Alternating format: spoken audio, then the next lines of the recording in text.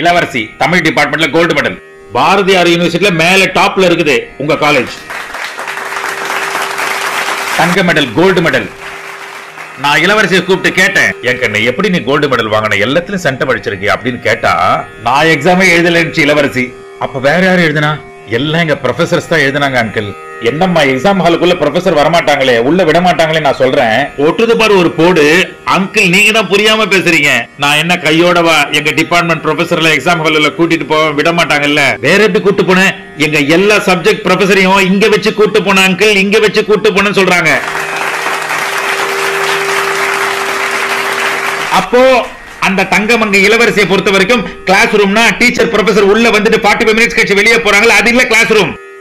இப்படி போன பேராசிரியர் உள்ள போய் நிரந்தரமா உட்கார்ந்துறாரு. நிற்க அதற்கு தக அடிச்சாரு பாரு வள்ளுவர்.